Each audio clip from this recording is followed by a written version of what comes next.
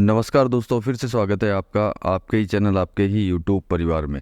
तो बड़ी इलायची की चर्चा करेंगे, लेकिन साथ में आपके पास सबके पास इन्फॉर्मेशन तो पहुंच ही गई होगी कि सिक्किम हो गया, कालिम्पोंग हो गया, या फिर दार्जिलिंग या फिर नेपाल, वहाँ की क्या सिचुएशन जो है चल रही है, कितनी खतरनाक सिचुएशन है, किस तरह की सिचुएशन आपने देखी है कि कितनी ज़्यादा लैंडस्लाइड और कितनी ज़बरदस्त बारिश की वजह से जितने भी रास्ते हैं, मतलब आवागमन जो है पूरा टूट चुका है।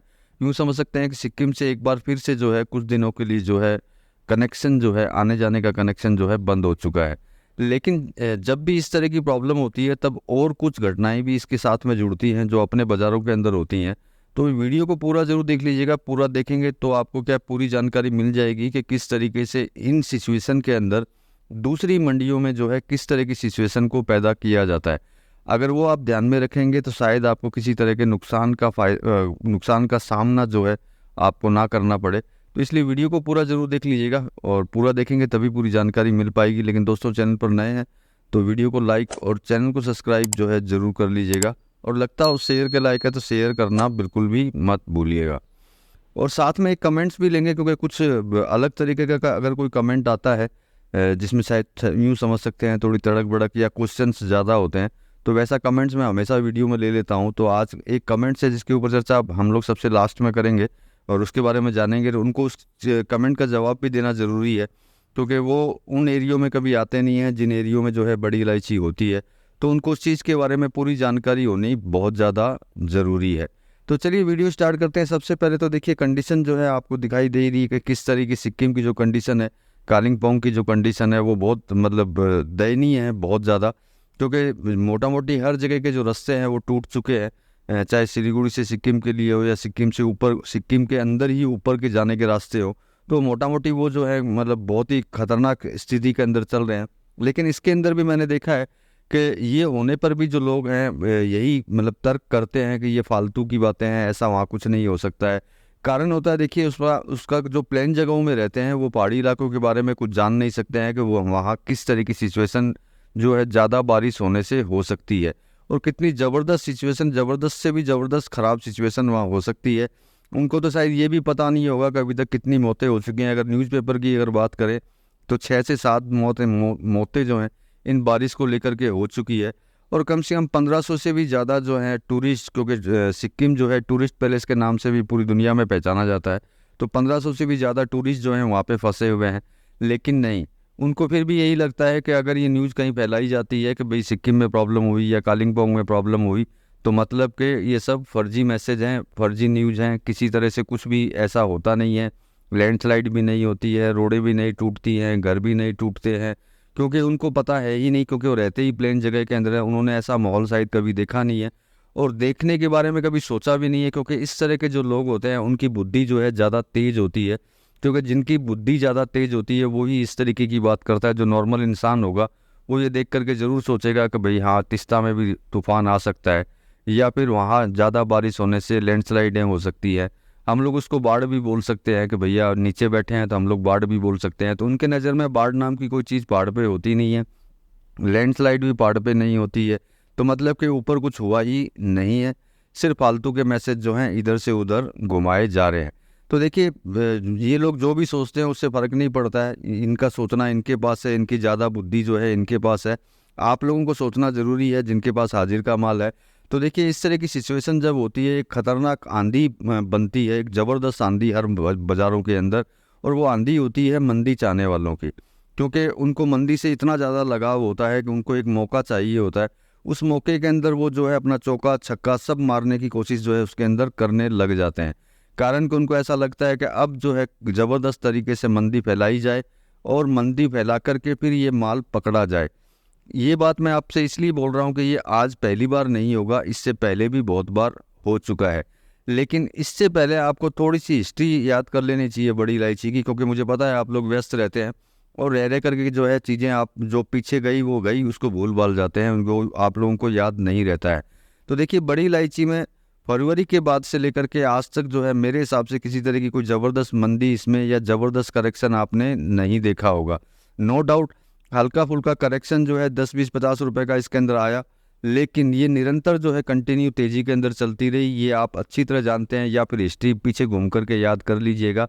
कंटिन्यू तेजी के अंदर ये चलती रही, किसी तरह का कोई भी गिरावट इसके अंदर देखने को नहीं मिली। और आज तक की भी अगर बात करते हैं तो आज भी इसके अंदर किसी तरह की कोई भी गिरावट नहीं है जिससे कि आप ये बात बोल सके कि भैया बड़ी इलायची तो चल ही नहीं रही या कुछ हो ही नहीं रहा है। क्योंकि देखिए ये सिक्किम और कालिम्पोंग में जो प्रॉब्लम हुई है, इस प्रॉब्लम से क्या सिचुएशन बनेगी, क्या माल और ख़राब होगा या नहीं होगा, हम उसको भूल भी जाते हैं तो कोई फ़र्क नहीं पड़ता है, क्योंकि सीज़न आने में अभी समय बाकी है। सीज़न आने से पहले भी या 10 दिन 20 दिन बाद में भी इसके ऊपर विचार कर सकते हैं, लेकिन सिचुएशन ख़राब है ये निश्चित है, ये आप लोगों को भी पता है और मुझे भी पता है। लेकिन कुछ ही महानुभाव ऐसे हैं जिनको इस चीज़ से मतलब नहीं है। तो अब सिचुएशन क्या क्रिएट होगी इसको समझना सबसे ज़्यादा ज़रूरी है आपको। अब सिचुएशन करेक्ट जो बनाई जाएगी वो सिचुएशन ऐसी बनाई जाएगी ज़बरदस्त मंदी फैलाने की, क्योंकि इससे पहले भी बहुत बार ऐसा करके आप लोगों के हाथ से माल उन लोगों ने लिया है और अपने घरों में डाला है। वो कोई भी मार्केट हो सकता है, हमारा मार्केट भी हो सकता है और आपका मार्केट भी हो सकता है। और आप समझ सकते हैं कि कुछ मार्केट जो है मिले हुए रहते हैं हमारे साइड के मार्केट से, आप लोगों के साइड के मार्केट से।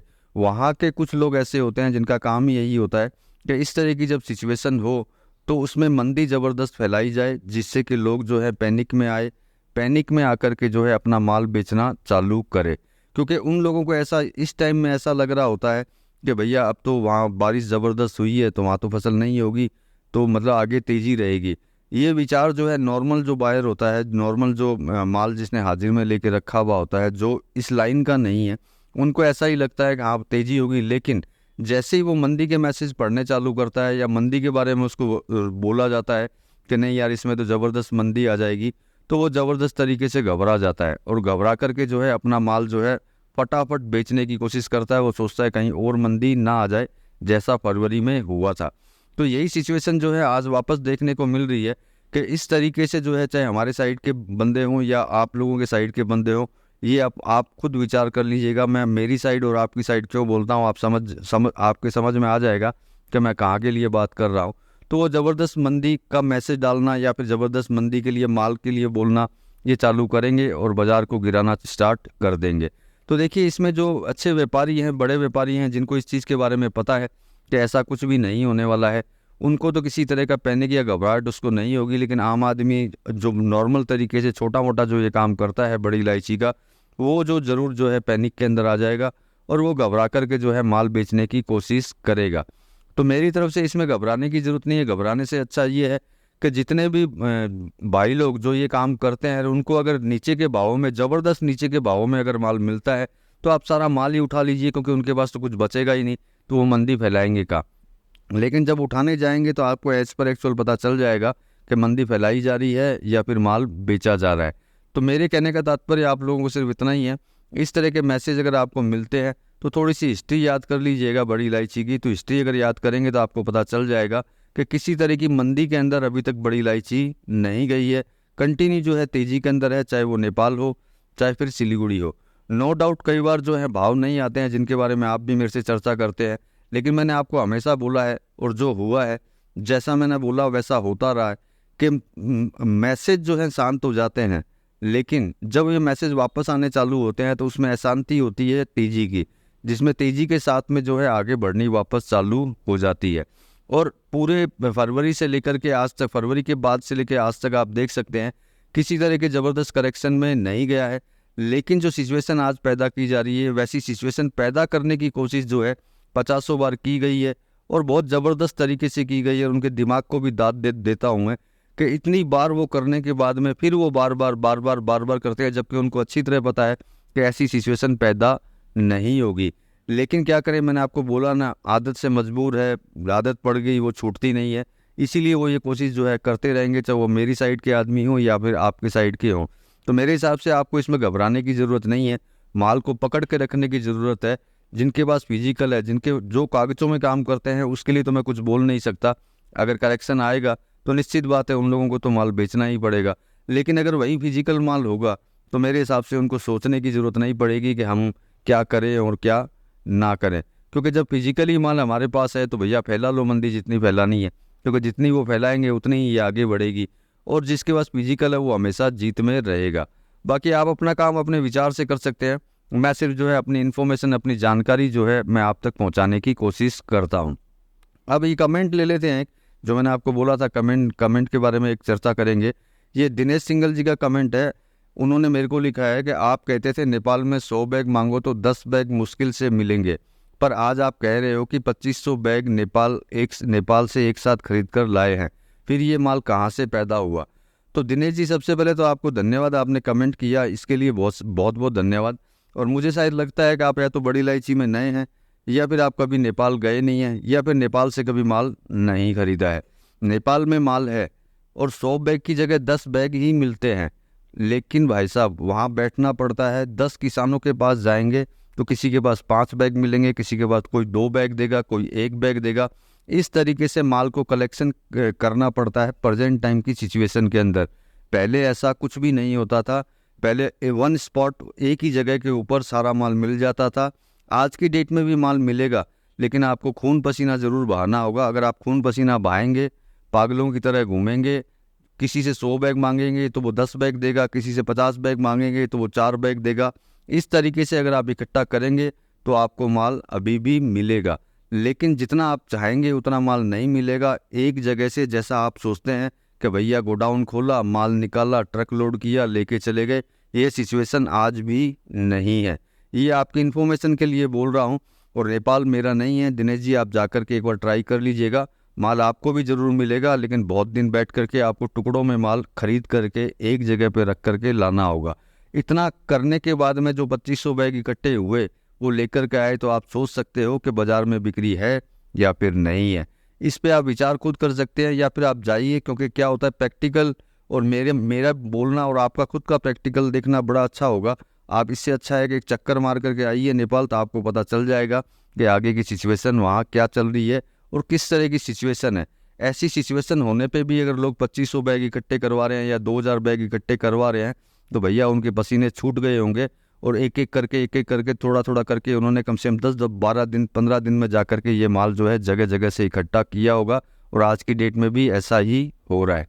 मेरा खाली बोलना यही होता है, मेरी इन्फॉर्मेशन यहीं तक होती है कि मैं आपको जो भी इन्फॉर्मेशन सही है वो आप तक पहुंचा दूं। बाकी आप अपना काम अपने विचार से कर सकते हैं। आपको माल बेचना हो तो बेच दीजिएगा, खरीदना हो तो खरीद लीजिएगा, मुझे उससे कोई आपत्ति नहीं है। मेरा काम सिर्फ इन्फॉर्मेशन, जानकारी आपको देना होता है। तो चलिए मिलते हैं अगले वीडियो में अगली जानकारी के साथ में, तब तक के लिए धन्यवाद।